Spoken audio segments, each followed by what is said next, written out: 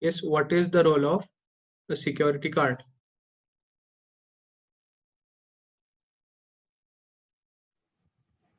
He has to prevent unauthorized access at the entry point itself. Yes, yes, to prevent unauthorized access. He is supposed to protect the assets of the company. He is the first line of defense of the company. Now, can you remember the points we discussed yesterday? What are all the things he will check?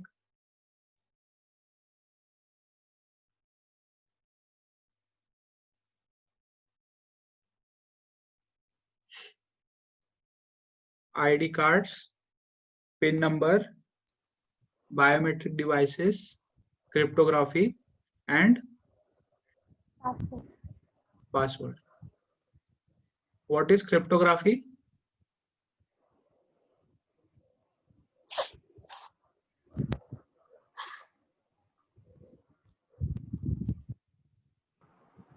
Transferring the data into some um, analog data or some kind of in a different text, and then later on reconverting those texts to the Okay.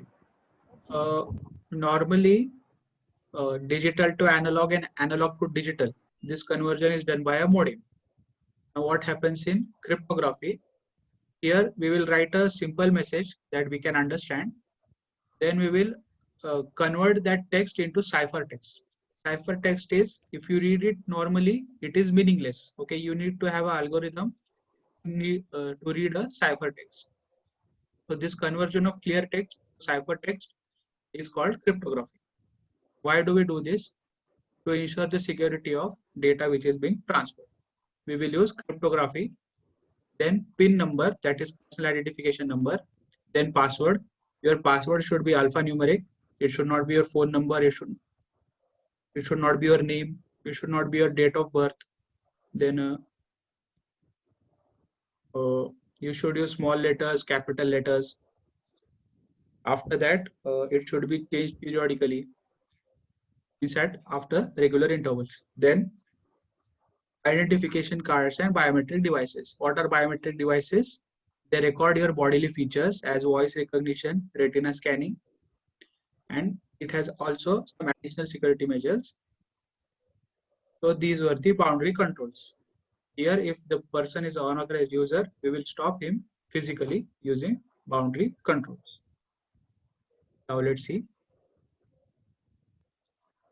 Cryptography, password, personal identification number, identification cards, biometric devices. Now we will see what is the accounting audit trail. Now we are verifying whether these boundary controls, they are effective or not, whether all the measures have been taken to prevent the unauthorized access. Now first let's see what is the chronology of events. Okay, what are all the activities that we have to verify? User will try to get access to the system. That is the starting point. Okay, he will attempt to get the access to the system, and then in the end he will be given the access to the system, or he will be able to use the system. So that is the finish point. So all the activities that will be covered in the start point to finish point, all those activities will be covered in the boundary controls. Why we are doing this activity wise analysis? Because hacker will find only one vulnerability and exploit it to harm the organization. Now let's see what are those controls. First, we will see what is the identity of user, whether he is authorized or not. Then what is the start time? Start time means when did he start using the system, and finish time is when did he finish using the system. It is either that, or it is the start time of when he tried to get access to the system and when he finally got access to the system. Then we will see number of times he has tried to get access to the system. Okay. If he was not able to enter the ID password correctly in the first attempt, we will see whether he was able to give them correctly in the next trials. So you can, if it is reasonable, we will leave it. If it is not reasonable, if there is something suspicious, we will keep a track on such attempts. Okay, this is accounting audit trail. We are looking whether there is an audit trail or not through accounting books. That is why we'll call it accounting audit trail. Then we will also see what are the resources he requested. Which section of the database he is trying to access data or he is trying to retrieve data. We will keep a record of that also. Then action privileges requested. Now he can see the data, but now what he wants to do is he wants to alter the data or modify the data. So he will try to access action privileges. Then we will see whether action privileges were denied or provided. Then whether these resources were provided or denied. So basically what we will see here is in boundary control says who is the person trying to access the system, when did he start, when did he make that attempt, then when he was given actually the access to the system, then what were the resources he was asking for and what were the action privileges he was asking for and whether he got them or not. Okay, so this is the simple summary of what we will see in boundary controls in case of accounting audit trail. Also number of times he tried to get access in case he didn't enter the ID password correctly in the first attempt. Then now we will look at the operations audit trail. Here we will not record anything in the accounting books. We will go to where the production operations are being conducted and we will see which resources were utilized by which person. So again, resource usage, there will be a sheet of entry time and exit time, or we can say login time or logout time. And there will be also log of resource consumption. Okay, this login time and logout time, it is for one activity, but if he kept on doing the same activity again and again, we will have to keep a log of resource consumption, because it may look like he has used the system for 50 minutes, which is the reasonable limit. But if he's using it 10 times during the day, so we need to keep a log, because one or two activities might look reasonable. We need to keep a log of everything that he has done to the system. That is where we will find this. We will not find that in operations audit trail. We will find it in, we will find it in operations audit trail. We will not find it in accounting audit trail. We will only see which resources are requested and denied. We cannot see usage of resources in accounting audit trail. So this is the difference between accounting audit trail and operations audit trail.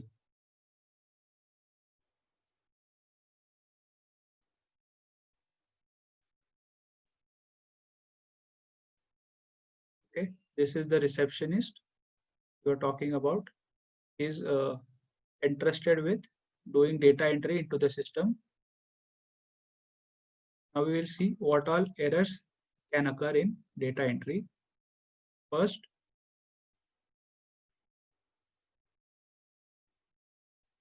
So one small thing, could you just repeat those chronology of events, sir? chronology of events.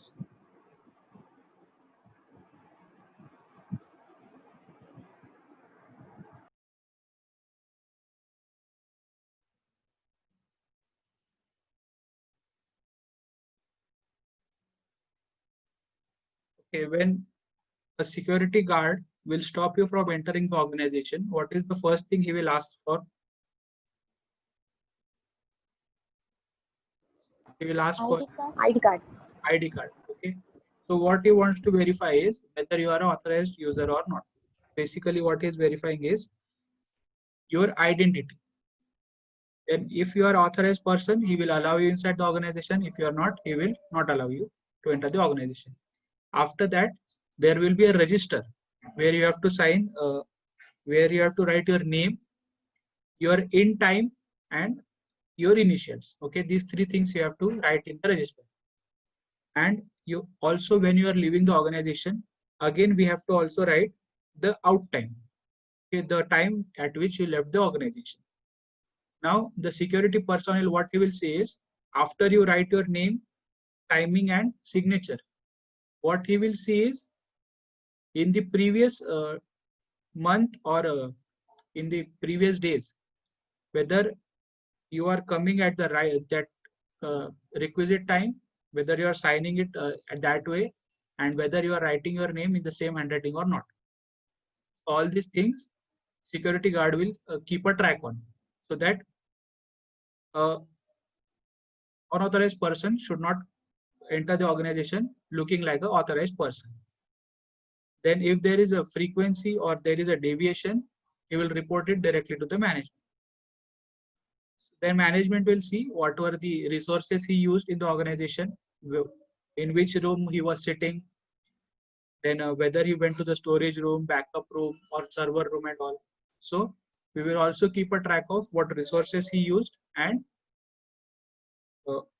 what for how much time he used the resources. And also if he has used any action privileges. What are action privileges? When you request resources, you are only allowed to read the data. You are not allowed to use the data. But when you activate your action privileges, then you can alter the data, you can make changes to the data or edit the data. So now let's again see. First, we will verify the identity of user. That is, we will keep a register. We will see whether this same person is coming into the organization again and again, whether he is authorized user. Then start time and finish time. Then number of times he has tried to get access. If the person he didn't have his ID card, we will stop him there. We will tell him to bring his ID card. Then if that happens, we will also ask for some other credentials and all. We will ask him the ID password of his system. So that is how we will see whether he is an authorized person or not. Then resources requested, then action privileges requested, then action privileges denied, and resources provided or resources denied. Even if the resources are denied or action privileges are denied, we will keep a record of that also, so that because we have to explain why it was denied, so that next time the user will not waste time again in accessing them. Yes, have you understood accounting audit trail now? Yes, sir. Then we have operations audit trail. The only difference is here we will see what resources were requested and provided or denied, but we will not see how much resources were consumed by that particular user. We will see that in operations audit trail. Okay, resource usage, login time, logout time, and log of resource consumption. Now, if you want, you can remember the example that when you enter the organization, your PC room, means the room where you sit with your personal computers, the electricity and all, they are not activated before you enter the organization. Once you enter the organization, the electricity and all the systems will be activated. From that time, that will be the login time. And when you leave, that will be the logout time. And during this time, what all resources you use? Electricity, then fan, then AC, then snacks, or then computer facilities, then the IT room and all. So we will keep a track of all your activities and what all resources you have consumed during this time.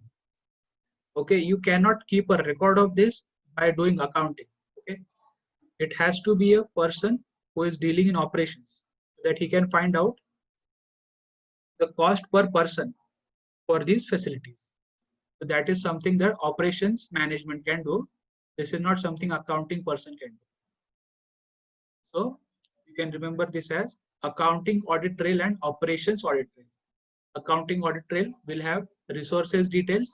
Operations audit trail will have details of resource consumption.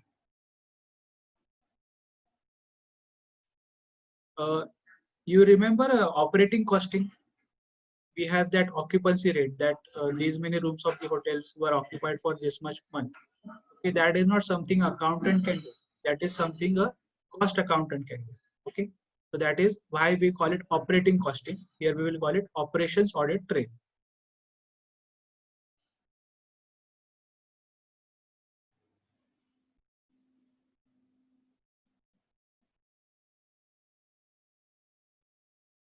Yes, what are the components of information system model?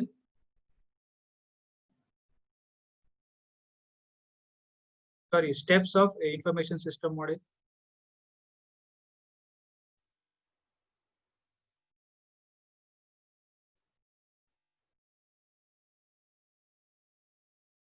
Okay, forget it. It is input, output, processing, storage. Instead of storage, sometimes it will be feedback. Now let's see what errors this person can do while making data entry into the system. Okay, we can call it data coding. Now they will not ask what is data coding. They will straight away ask what are the errors. Now first we will see what are transcription errors. Addition. If your phone number is a 10-digit number, what this person will do is he will write 11 digits, so 1 digit extra. In truncation, he will write 1 digit less, and in substitution, he will replace some digits with each other in this 10-digit number. So +1, -1, and replace digits. That is addition, truncation, and substitution.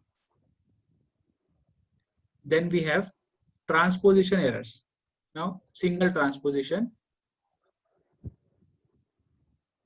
If your number is 1, 2, 3, 4, 5, 6, 7, 8, 9, 10, what this person will do is if two numbers are near each other, there can be a typing error.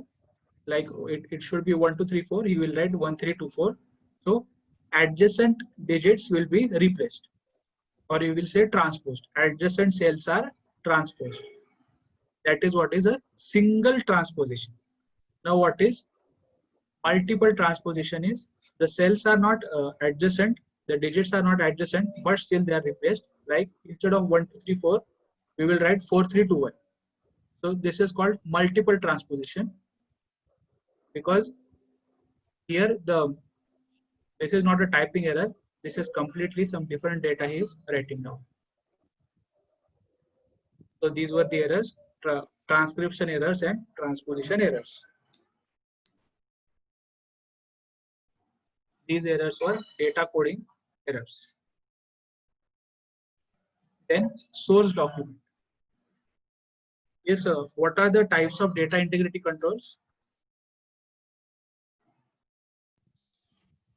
Source data controls, input validation controls, online data entry controls. Data processing and storage controls, Output control and data communication control. Yeah, output control and data communication controls. Now, can you remember what were the controls in source data control? Sequencing, Yes. pre-numbered, sequencing and pre-numbered, periodic audit, then input form and authorization. Input form and authorization. Okay. So there, yeah, we have 5 points. Here we have 3 points. Okay, only 2 points are missing. That is input form and authorization. Okay, so you can remember this question easily. After this, validation. Okay, can you remember the points for input validation controls?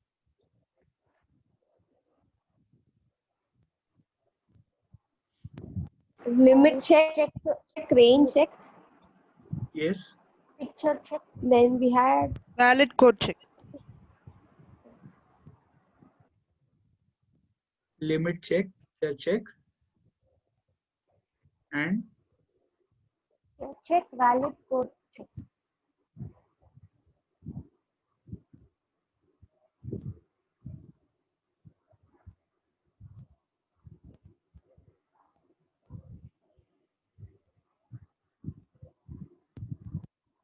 Okay, now what are the points here that we cover? That were digit check and arithmetic check. So these are the 2 points they have added now in input validation controls. Now, but the heading you have to remember here is field interrogation. Now, what is a field? It is the area where we enter the data into the system. It should be blank in the beginning itself. Now that is field interrogation. Once you write something in that area, after writing and when you try to approve it, at the stage of approval, it will do all these checks. It will not do these checks when you are entering the data.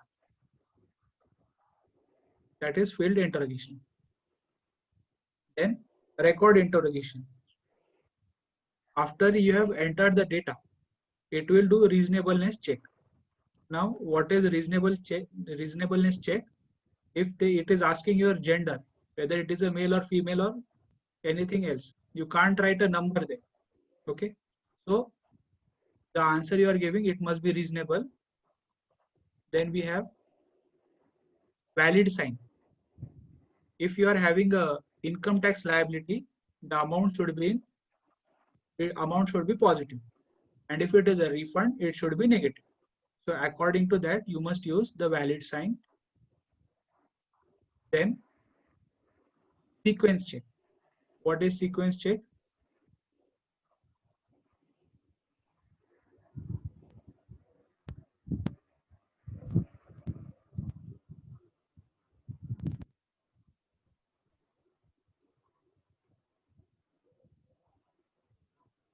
Yes, we have seen this earlier, sequence check. Yes, sir, we did, sir. It's something similar to the pre-numbered and sequence. You're supposed to sequence the inputs which has to be done or something. Yes, see, we are printing the forms which are pre-numbered. What we will do is, after we receive these forms, we will make sure that they are filed into the system sequentially. Why we are doing this? That is the sole reason why we have pre-numbered these input forms.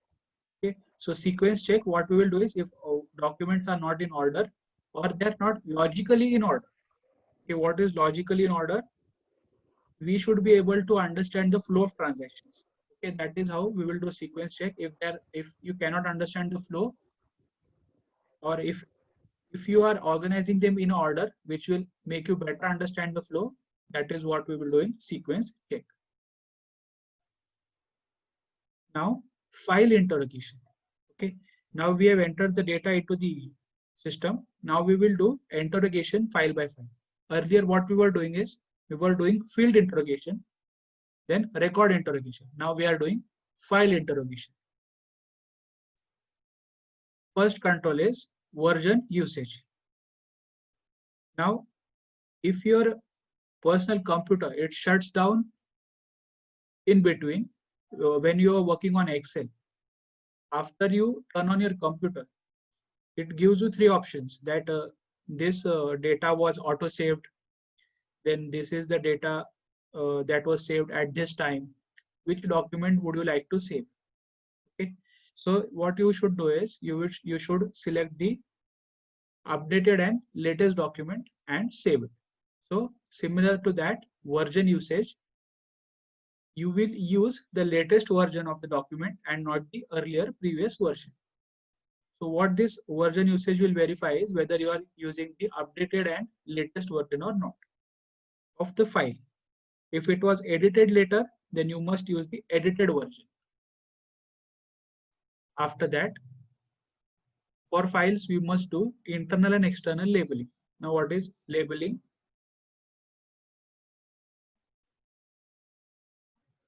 The hard disks which you are in which you are taking backup of all the data. For each function, the backup devices will be different. As per that, we will label them as accounting department, HR department, marketing department, then finance department.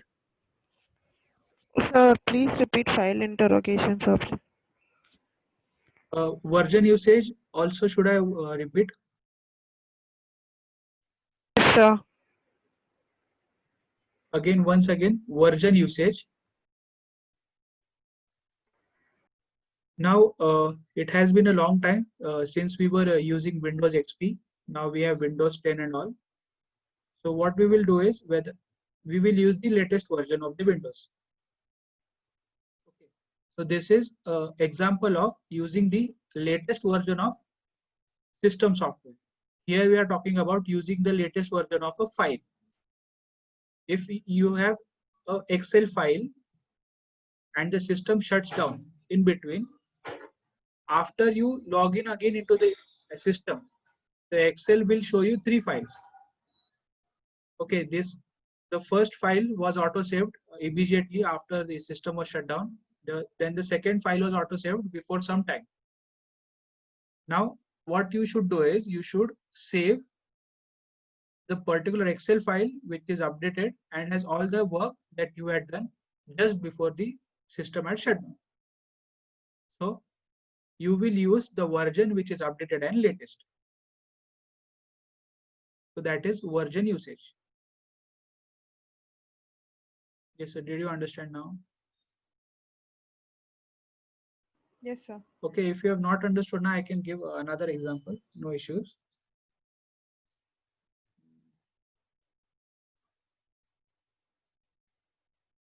Okay, so what it is saying is, if the file itself is wrong, the processing and the output will be also wrong. So please use the correct file for processing.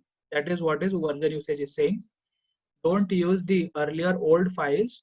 Use the updated and latest files. Then internal and external labeling.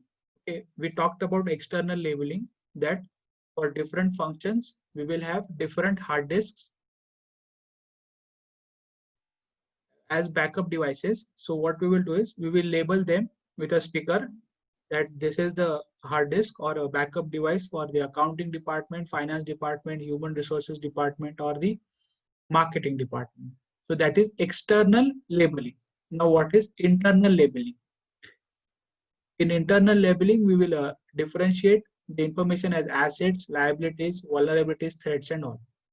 So we will again do it function wise. Like for accounting department, if you are doing risk management, then risk management data will be different. Then strategic planning data will be different. Assurance activities different, and compliance activities different. So we will also do some internal labeling. Why we are doing this? So that we can use the storage space optimally. So that we don't use the entire storage space for one activity. Instead of that, we will allocate the file size to, the storage space for particular functions. That is internal and external labeling. Okay. So could you repeat the internal labeling again, sir?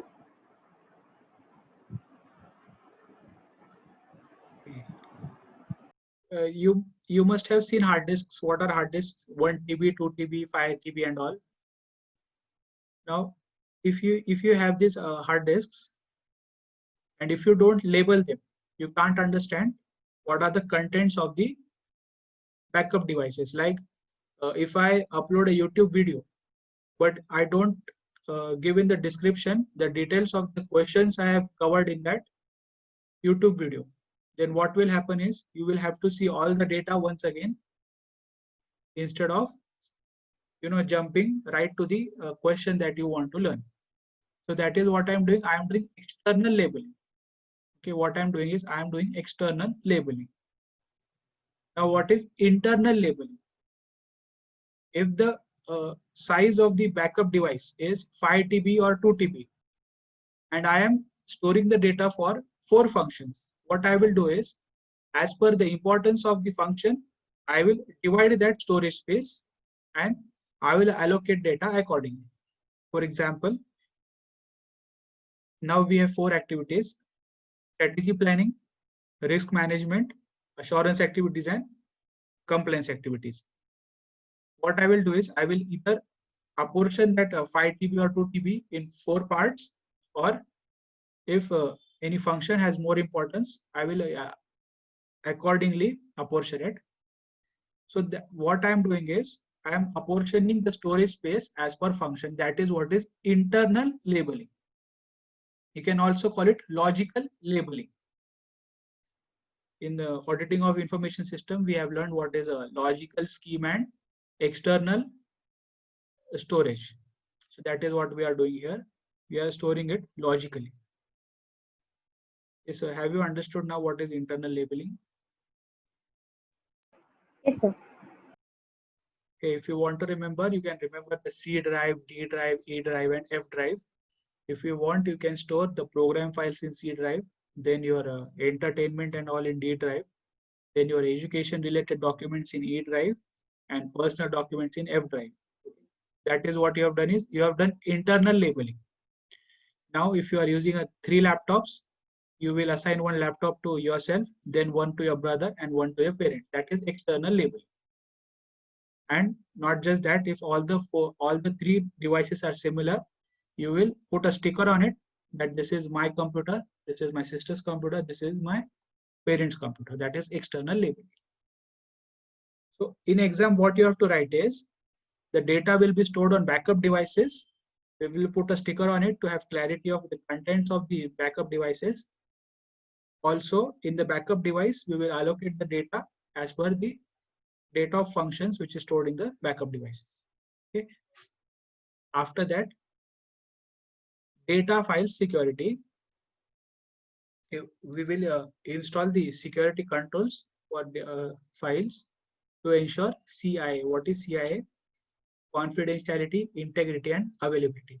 Now here, this CIA is important, then data file security. What is CIA? Now I have entered the data that I have cleared my CA exams. I have fulfilled all the formalities. I have got my membership and all. Now I can see that data on the website of ICA. But I cannot see if I don't have login ID and password. So this login ID and password, what is it doing? Is it maintaining confidentiality or integrity or availability? What is it maintaining? Login ID and password.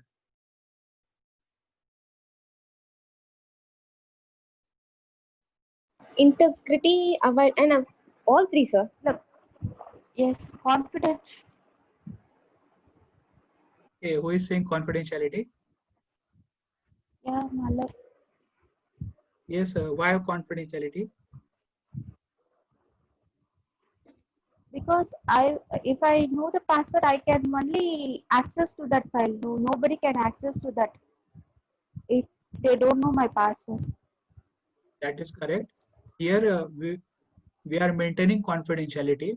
It is not a public information that they are displaying on the website.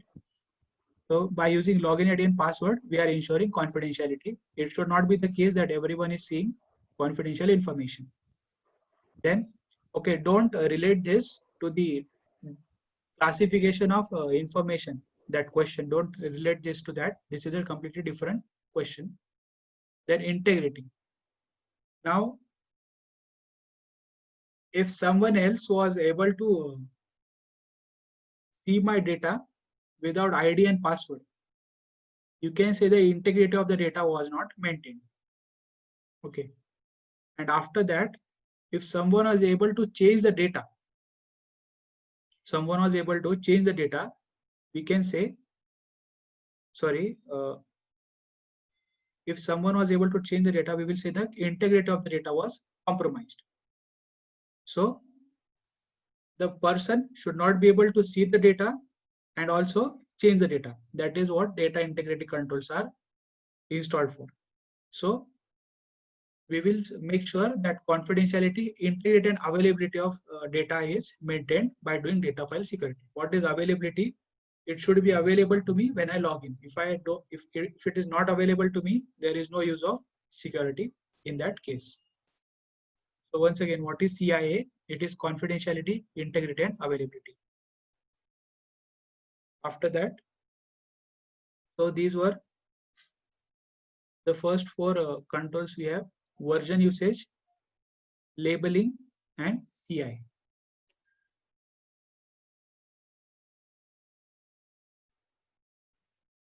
Then we have before and after image and logging. Yes, sir. Can you tell me the CAD tool in which we were doing this before and after image logging?